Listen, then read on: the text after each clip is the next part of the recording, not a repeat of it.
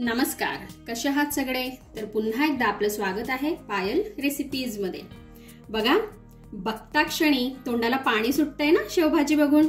तर आजची जी आपली शेवभाजी आहे ही आपण एका वेगळ्या पद्धतीची, वेगळ्या मसाल्याची बनवणार आहोत। त्यासाठी व्हिडिओ पूर्ण बघा। चला तर मग वेळ न घालवता पटकन सुरुवात करूया। सगळ्यात आधी आपल्याला शेवभाजीसाठी लागणारा मसाला तयार करायचा आहे। त्यासाठी इथे मी एक कांदा घेतलेला आहे। याला आपल्याला डायरेक्टली गॅसवरती भाजून घ्यायचा आहे।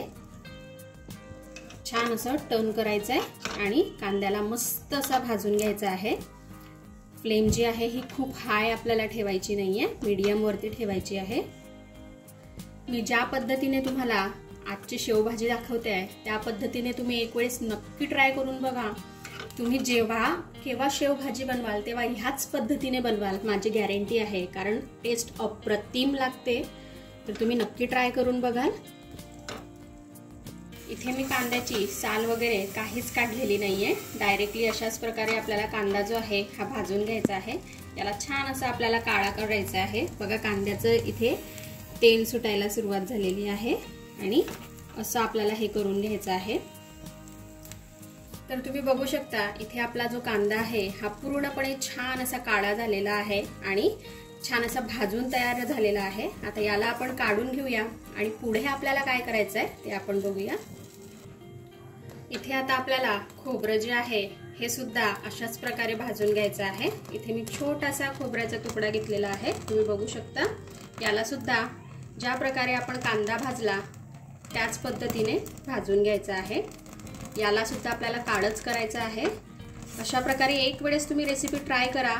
तुम्ही नॉर्मल जी शेवभाजी बनवता ती सोडून हीच शेवभाजी प्रत्येक वेळेस बनवायचा धास कराल तर नक्की ट्राय करून बघा एक वेळेस। तर बघा, इथे खोबरं जे आहे हे पण छान असं भाजून झालेलं आहे। बघा, छान असं हे काळं झालेलं आहे। आता हे सुद्धा आपण बाजूला ठेवूया। आता इथे मी थोड्या लसूणच्या पाकळ्या घेतल्या आहेत आणि अर्धा इंच अद्रक हे सुद्धा आपल्याला तव्यावरती भाजून घ्यायचं आहे। हे डायरेक्टली आपल्याला गॅसवरती भाजायचं नाहीये। इथे अद्रक आणि लसूण सुद्धा हलकासा भाजून झालेला आहे। आपण याला काढून घेऊया। आता आपल्याला धणे आणि जिरं भाजून घ्यायचं आहे। इथे मी जवळपास 2 चमचे धणे टाकलेले आहेत, 1 चमचा जिरे हे सुद्धा आपण परतवून घेऊया। गॅसची जी फ्लेम आहे ती अगदी मंद आहे।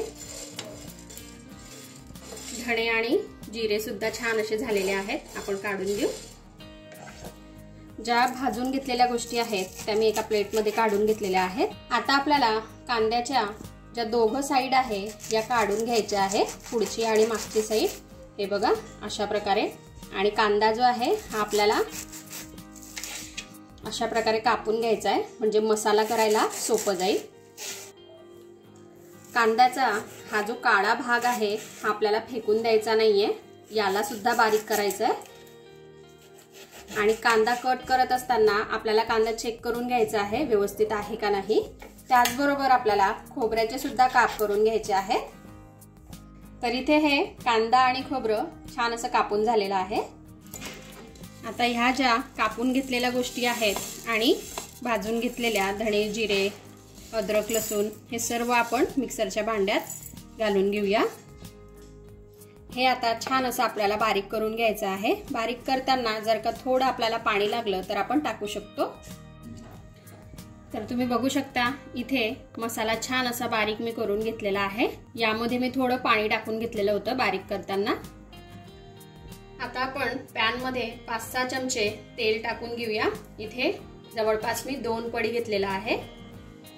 तेलामध्ये आपल्याला काही खडे मसाले घालायचे आहेत। इथे मी 2 तेजपान घातलेले आहेत, 4 मिरे, 4 लवंग, 1 चक्रफूल, 1 मोठी इलायची, थोडासा दालचिनीचा तुकडा आणि थोडंसं दगडी फूल।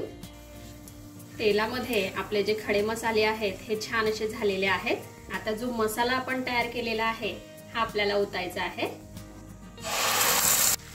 आता इथे आपल्याला मसाला छान असा परतवून घ्यायचा आहे।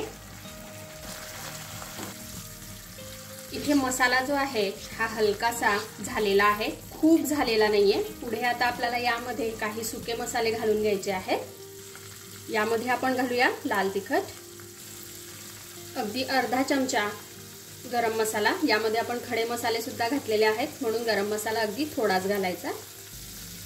त्याचबरोबर यामध्ये आपल्याला 1 चमचा काश्मीरी लाल मिर्च पावडर घालायची आहे। त्याचबरोबर चवीनुसार मीठ घालून घेऊया। छान असं परतवून घेऊ आणि परत आपल्याला मसाला जो आहे हा छान असा फ्राय होऊ द्यायचा आहे, जोपर्यंत याला मस्त असं तेल सुटत नाही तोपर्यंत। आणि आजची जी आपली शेव भाजी आहे ती वेगळ्या प्रकारची आहे। तुम्ही एक वेळेस ट्राय कराल तर तुम्हाला नक्कीच कळेल। आणि आवडली तुम्हाला आजची रेसिपी तर फॅमिली फ्रेंड सोबत शेअर करा। आणि अशाच छान छान रेसिपीज बघण्यासाठी पायल रेसिपीजला सबस्क्राइब करून घ्या। आणि आजचा व्हिडिओ तुम्हाला आवडला तर लाईक पण करून घ्या। इथे तुम्ही आता बघू शकता मसाल्याला छान असं तेल सुटलेलं आहे बघा। इथे आपला मसाला छान असा परतवून झालेला आहे। यामध्ये आता आपल्याला टाकायचं आहे पाणी। तर इथे मी पाणी हे गरम करून घेतलेलं आहे। गरम पाणीच आपल्याला यामध्ये टाकायचं आहे, म्हणजे भाजीची चव जशीच्या तशीच राहते। जर का आपण थंड पाणी टाकलं तर चव पाहिजे तशी लागत नाही आणि प्रोसेस सुद्धा लवकर होते गरम पाणी टाकल्यामुळे।